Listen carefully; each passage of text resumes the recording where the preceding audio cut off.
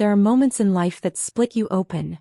Quiet, almost forgettable seconds that change everything. It started with a half-smile across a crowded restaurant. A woman I didn't know sitting at table 9. Her eyes lingered on my husband a moment too long. And when he leaned back with a laugh that didn't belong to me, something inside me whispered, "This isn't the first time they've met." But I didn't speak. I smiled.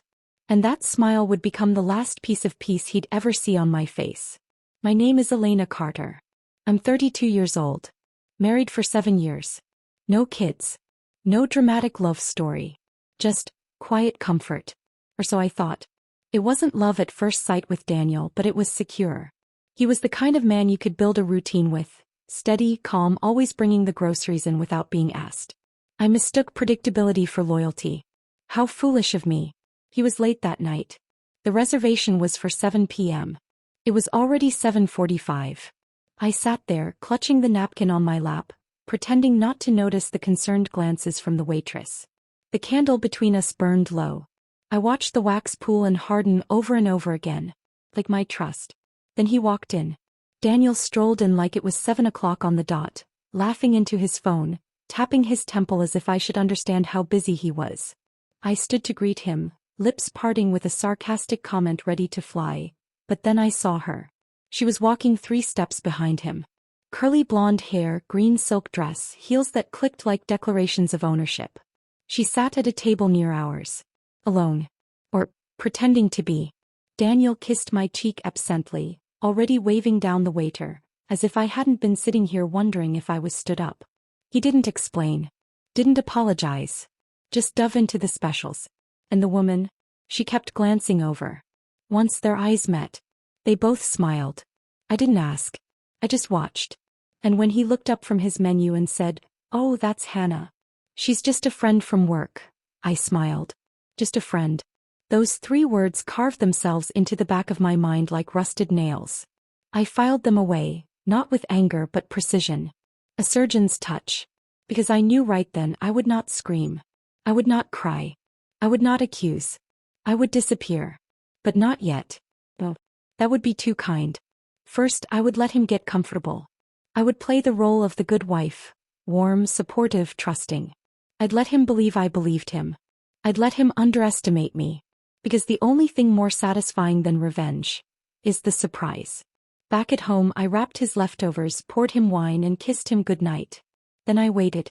I wasn't a fool. I didn't want to believe it, but I had seen enough. I'd spent years helping Daniel build his company from our garage to a 7-figure brand. I managed his books, built his client lists, networked with investors. While he took the credit. I did it for us. I thought we were a team.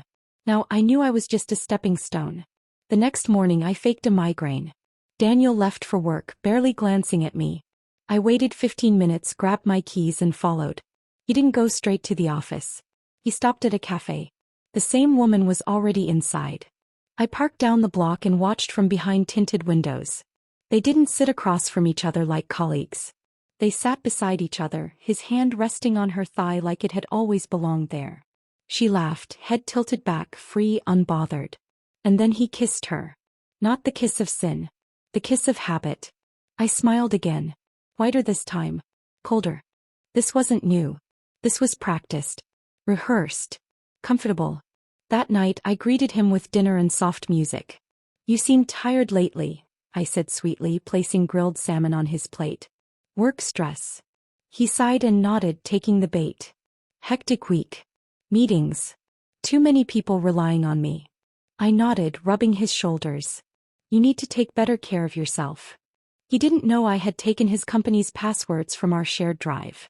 Or that I had already started gathering copies of contracts he had me sign on his behalf. He didn't realize the bank statements now forwarded to my private email. Or that I had a lawyer, an old college friend, reviewing our prenup and drafting a plan. Daniel thought he had time. He thought I'd always be here waiting, cooking, smiling. That's the thing about betrayal. It doesn't shout. It whispers. It sits with you at dinner, helps you zip your dress, and kisses your forehead goodnight. Weeks passed. I tracked them. He stayed out later. Grew more arrogant. I let him. I even encouraged it. "I might stay at the office tonight," he'd say, barely hiding the smirk. "I understand," I'd reply, brushing his sleeve. You're building something important. And I was too. Just not what he thought. One evening, I left a file open on my laptop by accident. It was a mock proposal for a company of my own. Consulting, strategy, branding.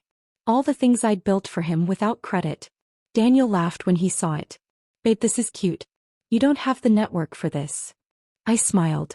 You're probably right. He didn't notice that I was already contacting his investors. Quietly. Carefully. Planting seeds. Using the same email tone I'd perfected over years of managing his brand. I wasn't stealing. I was reclaiming. I wasn't burning it down. I was building something better, brick by brick on the ashes of his arrogance. By the end of the second month he started to slip. He forgot our anniversary. Lied about being out of town when I knew he was at a beach house rental with her. I didn't confront him. I packed a small suitcase and went to stay at a hotel under my maiden name. From there I rewrote everything. Business plan. LLC registration. Social media launch. Strategic pitches to 2 of his key clients. Ones he'd neglected for too long. They responded to me with interest. By the time he returned tan and smug, I was already 5 steps ahead. But I still greeted him like nothing had changed. And I wanted him comfortable when the wind shifted. That night he came to bed and mumbled, "I'm lucky you're so. Because I wouldn't be here much longer. But when I left I wouldn't take my clothes. I wouldn't take the pictures. I would take his foundation. His legacy. His pride. And I would vanish. They say the most dangerous storms are the ones you never see coming. No thunder, no lightning, just still air right before everything falls apart." Daniel still thought he was in control. Every morning he left our house with a kiss to my forehead. Every evening he returned with carefully rehearsed stories of late meetings, supply chain crises, and unexpected client calls. He'd toss his jacket on the couch and loosen his tie like a soldier coming home from war. And I'd welcome him with warmth in my eyes and meals he didn't deserve. Because I needed him to believe I was blind. He had no idea I'd been documenting everything. The receipts. The credit card charges from out-of-town restaurants, boutique hotels, and spa days billed during work hours. The location pings I secretly mirrored from his phone. Every photograph. Every message. Every call log. All exported into a folder titled Insurance. I wasn't just walking away. I was taking him apart. Piece by calculated piece. 3 weeks after our anniversary, Daniel hosted a client dinner at the downtown rooftop bar we used to celebrate our first big contract together. I still remembered the champagne he couldn't afford and how we toasted to forever. I wasn't invited this time, but I went anyway. I dressed in black, simple, elegant, invisible in the candlelight.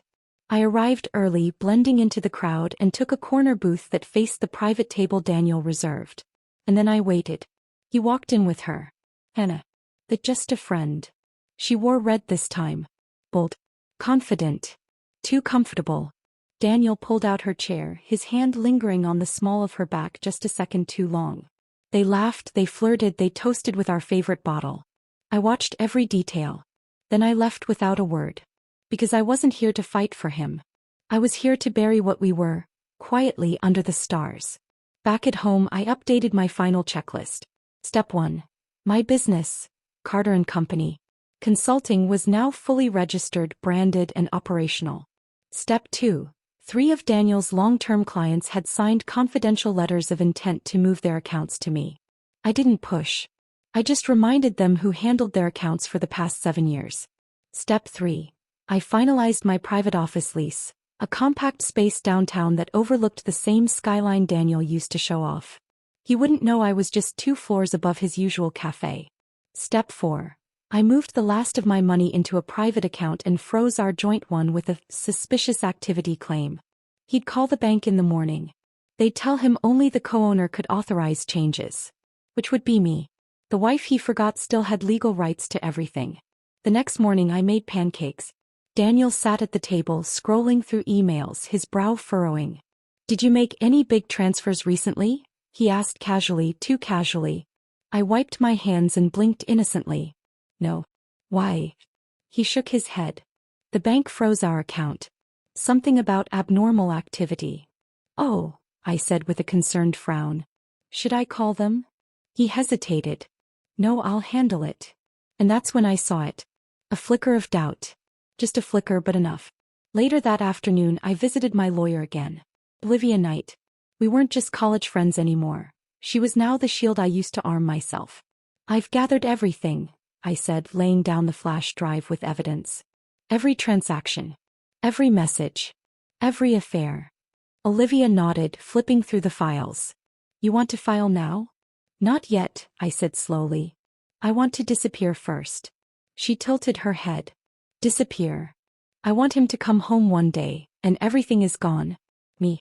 My name. The money. The furniture. Like I was never here. Cold, she said, impressed. I smiled faintly. He warmed me up for years just to throw me out in the snow. 2 days later, I scheduled a delivery truck. I waited until Daniel left for work. Within 6 hours, every trace of my life inside our house was packed. The wedding photos. The books. My clothes. The spare laptop. Even the kitchenware I bought on sale when we were struggling. I took what was mine. And nothing more. The furniture? I left that. He could sit in the silence. By the time the sun set, the house looked like a museum. Soulless. Then I placed one envelope on the dining table. His name. Nothing else. Inside, a copy of the infidelity clause in our prenup, 3 photos of him with Hannah, each time-stamped, and a note in my handwriting that simply said, "Just a friend." I smiled. Now I'm gone. I didn't block him. I didn't need to. The next day the calls started. First it was just 1 missed call. Then 3. Then 17. By evening he was at the office, pacing like a madman, sending emails titled, "Please come home. I didn't mean to, let's talk." He still didn't understand. This wasn't a fight. This was a funeral. He called my sister. My old coworkers. Even Olivia. No one gave him answers. Because there were none to give. He'd been so busy building his fantasy with her that he hadn't realized I was quietly removing every brick he used to climb. Meanwhile, Carter and Company was gaining traction. Investors who once shook Daniel's hand were now buying me coffee. Clients praised how fresh and professional my approach was. I didn't mention the years I spent behind Daniel's curtain. I didn't need validation. I needed independence. And I had it. 1 month after I vanished, Daniel showed up at my new office building. He stood in the lobby like a ghost who had just realized he died. I watched from the mezzanine level behind tinted glass, unseen, arms folded, pulse steady. He asked the receptionist if Elena Carter worked here. She looked up politely and said, "I'm sorry, sir. That's a private client list." He tried to argue, flash his old business card. She smiled sweetly. "We don't recognize that brand." He stood there stunned. For the first time, Daniel realized the truth. I wasn't coming back. He hadn't just lost his wife. He lost the engine behind his empire. That night, Olivia called me laughing. "He finally figured out the client drain," she said between giggles. "Apparently he's calling everyone in panic." "Let him," I replied. "It's only the beginning." "You sure you don't want to meet him? Just once?" "No," I said quietly. "You don't look back at a house fire once you've made it out alive." But I did have one more thing left to do. A quiet closing statement. At the next business expo, a major one we both used to attend, I reserved a booth under Carter and Company. I didn't advertise. I just let my work speak. The day of the event I wore white. Clean. Confident. Unbothered. He spotted me from across the room. His face drained. He walked over, shoulders tense, lips parting as if he didn't believe I was real. "Elena," he said. "Please. We need to talk." I looked at him calmly. "You said she was just a friend." He nodded quickly, pleading. "She meant nothing. It was stupid. I messed up. I need you. We built everything together." I smiled. "I didn't build it with you, Daniel. I built it for you." And then I turned to greet a new investor, dismissing him like a distant memory. Because that's all he was now. A chapter. Not the story. Grief doesn't always wear black. Sometimes it walks around in a tailored suit, shaking hands, pretending it still owns the room. Daniel looked like that man at the business expo. Haunted. Hollow. Out of place. After I dismissed him and turned to my new investor, I didn't look back. But I could feel him lingering behind me, wanting to plead, to explain, to spin a narrative where he was the victim of temptation and I was the cold, unforgiving one who overreacted. But I had no interest in playing the grieving wife anymore. I didn't vanish to punish him. I vanished to become someone he could never reach again. The next morning I got the first bouquet. Lavender and white lilies. My favorites. There was no note, but I didn't need one. The next day it was a leather-bound journal. Then a wine bottle from our honeymoon. Then tickets to the orchestra. Apologies that didn't need words. I boxed them all. Not out of sentiment, but as evidence of the desperation that always follows regret.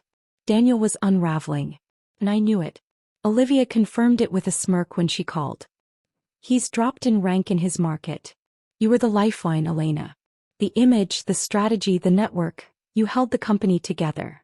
Let him learn, I said softly, clicking through a new partnership agreement with a digital firm. Already is, she added. His girlfriend?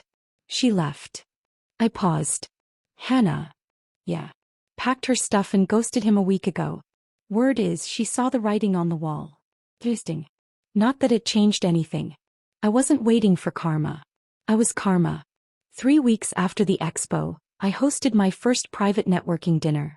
It wasn't extravagant, just a curated list of investors, women-led startups, and a few quiet allies from Daniel's old circle who had always said, "You're the real brain behind his success." That night, as conversations bloomed and business cards exchanged, I felt it in my bones. I had stepped into my own shadow and made it a stage. I raised a glass for a toast. To reinvention, I said. And to the strength we find in silence. A few nodded. Some smiled knowingly. I knew Daniel would hear about the event by morning. And he did. That night he sent me an email. Subject: I still love you. Message: you were always the better half of us. I didn't know how much I needed you until you were gone. Please, Elena. Just talk to me. I read it. Then archived it. Not deleted. Not replied. Just a quiet acknowledgement that even his words had lost their power. But I wasn't done. My revenge was never about rage. It was about replacement.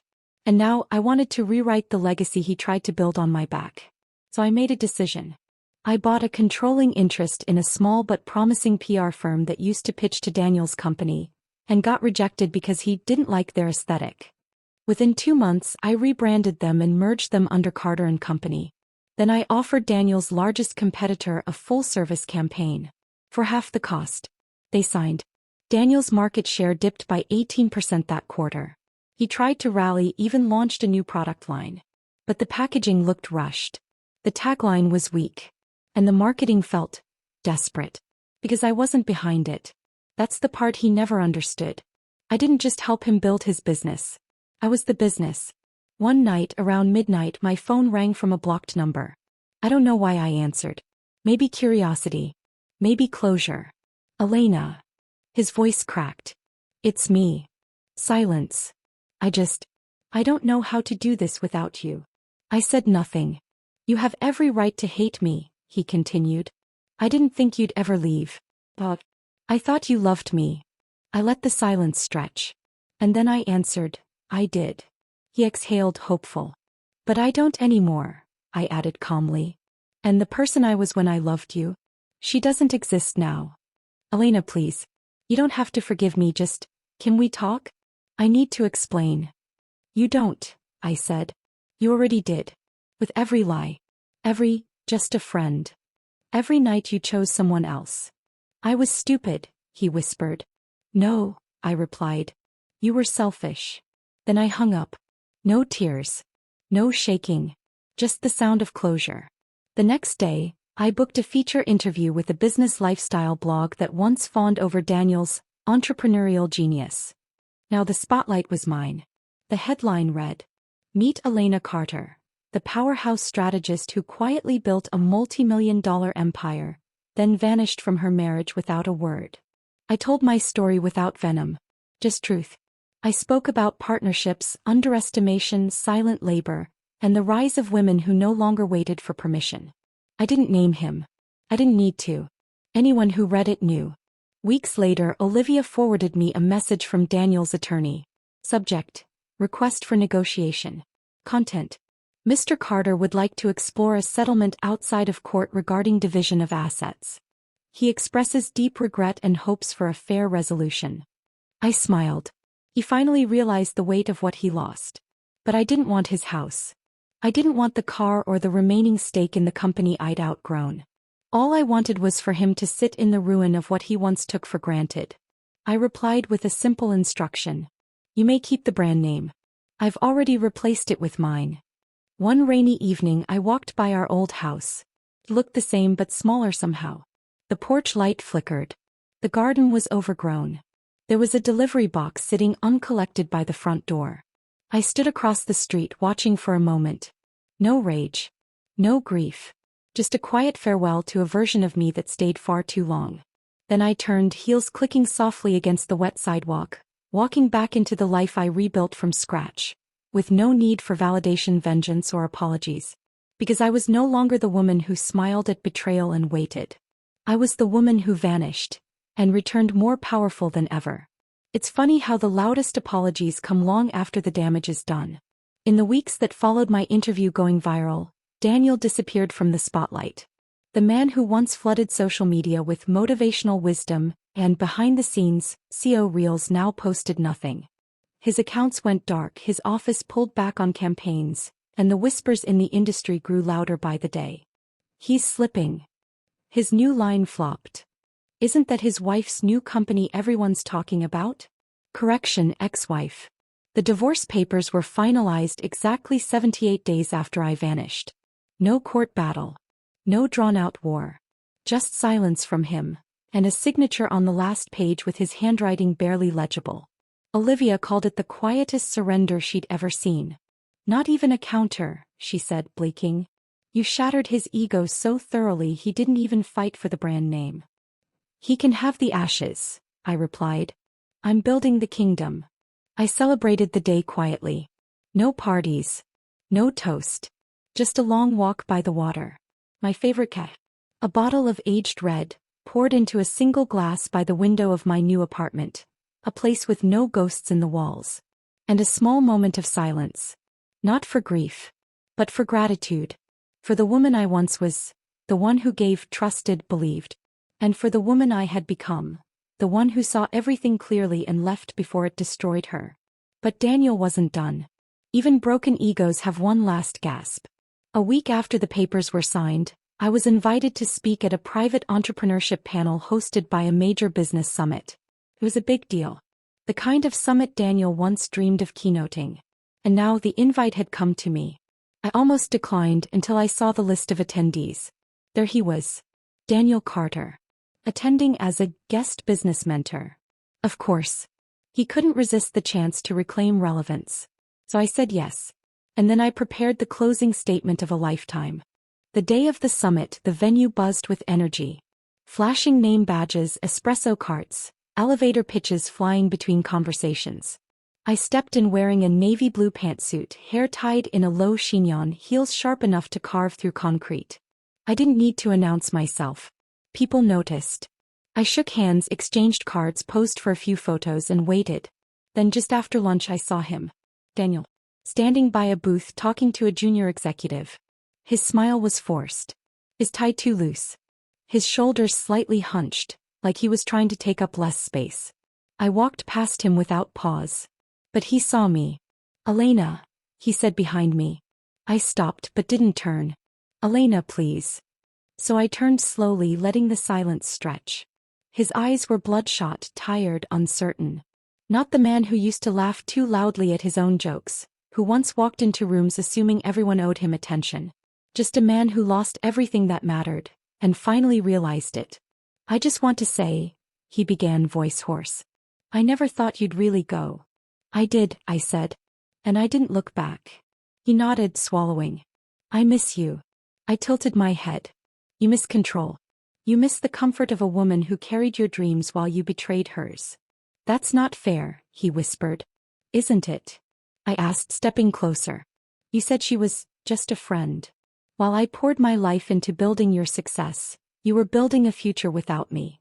She didn't mean anything. Then you threw everything away for nothing. He said nothing. Because there was nothing left to say. That evening I took the stage at the summit's final panel.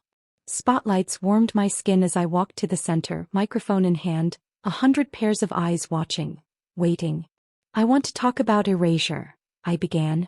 Not the kind that happens suddenly, but the kind that chips away at you quietly until you look in the mirror and don't recognize the person staring back. I paused. I spent 7 years helping someone else build their empire. I smiled through the praise he got for my ideas. I dimmed my light so his could shine. And when I finally stepped out of the shadows, I didn't do it in anger. I did it with clarity. Murmurs. Nods. Some leaned forward. Betrayal doesn't always come with a slap. Sometimes it comes with 3 simple words. Just a friend. And sometimes that's all it takes to wake up. I scanned the crowd. I didn't look for Daniel. I didn't need to. I vanished, I continued. And in that disappearance I found myself. Applause broke out. First soft, then rising into a standing ovation. Not for revenge. For resilience. Later that night, after the summit's dinner and photo ops, I sat on the rooftop garden of the hotel, alone with my thoughts. And then I heard footsteps. I didn't need to turn. I saw your talk, Daniel said behind me. I sipped my drink quiet. I deserved it, he added. Every word. Finally I spoke. I didn't do it for you. I know. We sat in silence for a moment, him standing, me seated. Then he said something I'll never forget. You didn't just leave. You erased me from the version of your story that succeeded. I turned to look at him for the last time. You erased yourself, Daniel. I just stopped writing you in. He looked away, jaw tight, eyes glossed. I hope you find peace, I said gently. Then I stood, walked past him and left him there, alone on the rooftop under the stars he once promised me. He never contacted me again after that night. No emails. No flowers. No calls. Just a final, lingering silence. And that was the loudest apology he ever gave. It's strange how silence becomes a language of its own. In the months following the summit, Daniel Carter's name appeared less and less in press releases, social media feeds, or investor briefings. The once celebrated golden boy of rising tech was now a cautionary tale in closed boardrooms and whispered networking events. Me. I was still building. Not out of revenge anymore, but purpose. My company, Carter & Company, had expanded into 3 cities. I had a full-time staff of 12, an advisory board, and a client list I once could only dream of. But success wasn't the prize. Peace was. And for the first time in my life, I was breathing air that didn't taste like compromise. I moved into a new place. Modern but warm. Glass walls, fresh plants, a record player in the corner spinning jazz most evenings. No wedding photos. No old shadows. One shelf held a single box labeled, Then. Inside were the divorce papers. A flash drive with the original evidence. A dried lavender bouquet. One note he wrote in cursive, You'll always be my better half. I didn't open it often. But I didn't throw it away either. Because I wasn't ashamed of the woman who loved him. I just wasn't her anymore. Then one afternoon my receptionist buzzed in. There's someone here to see you, she said, sounding a little breathless. He says he's not a client, but he looks determined. I was in the middle of reviewing a sponsorship deck, but something in her tone made me pause. Name. She hesitated. Julian Cross. I froze. That name. It had been nearly a decade. We met in college. He was 2 years ahead, confident, charismatic, and unapologetically ambitious. I was young, cautious, and a little too afraid to let someone like him see the mess behind my steady smile. We shared one kiss, one almost moment, and then life pulled us in different directions. I hadn't heard from him since. Send him in, I said. A few seconds later the door opened and there he was. Still tall but broader. His hair now peppered at the edges, his eyes wiser. But the moment he looked at me, his face softened the same way it used to when we were alone on library steps under falling leaves. Elena Carter, he said, smiling gently. I was hoping you'd remember me. I do, I said, my voice steady. You still owe me coffee. He laughed. That's why I'm here. We talked for 2 hours. Not about Daniel. Not about the past. But about stories. Careers. What we'd learned the hard way. He had started his own tech firm, exited early, and now focused on mentoring women-led startups. He had read the article about me, the one from the business blog months ago, and said he'd been meaning to reach out but wanted to respect the space I might still need. Seeing you up there, owning the room like you were born for it, he said quietly, I figured, if there was even the smallest window to see you again, I'd take it. I didn't smile. I studied him. His sincerity didn't feel performative. It didn't feel like he was trying to fix or claim anything. He was just here. Present. Honest. So I offered him what I'd withheld from the last man who said he loved me. Time. Weeks passed, then months. And Julian stayed consistent. Never too much, never too little. He showed up with groceries when I had late nights. Sent articles he thought I'd like. Invited me to dinners that felt less like networking and more like warm reprieve. No grand gestures. No promises he couldn't keep. Just a presence that didn't ask me to shrink or soften. One night as we sat on my balcony, glasses of red in hand, I asked him, aren't you scared? Being with someone who was once erased so easily. He looked at me unflinching. I'm more scared of being with someone who never knew how to leave. I didn't reply. I didn't need to. Because I knew he saw me, not as someone who needed saving, but someone who had already saved herself. One Sunday morning I received a letter. Not an email. Not a message. A real letter. Handwritten. From Daniel. I almost tossed it out, but something stopped me. Read. Elena. I hope you're well. I'm writing this with no expectations. No requests. Just acknowledgement. You were right. I was selfish. I built walls you couldn't climb, and when you stopped trying I blamed you for walking away. But you didn't just walk, you rose. I see now that love without loyalty isn't love. It's convenience. And I made you a convenience. I'm sorry. I know I don't deserve forgiveness and I'm not asking for it. Just know that if I ever speak your name again, it will be with reverence. Yours, Daniel. I read it once. Twice. Then I folded it neatly and placed it in the box labeled, then. Because I'd already moved on. If I could go back and warn myself on the night Daniel first said, she's just a friend, I wouldn't. Because I needed to smile. I needed to vanish. I needed to return as someone so transformed, the past couldn't touch her anymore. To those watching this, if you've ever been betrayed, underestimated, erased, know this. You don't need to scream to be powerful. Sometimes the quietest exits lead to the loudest returns. It's rising so far they can't reach you even if they finally want to. Think.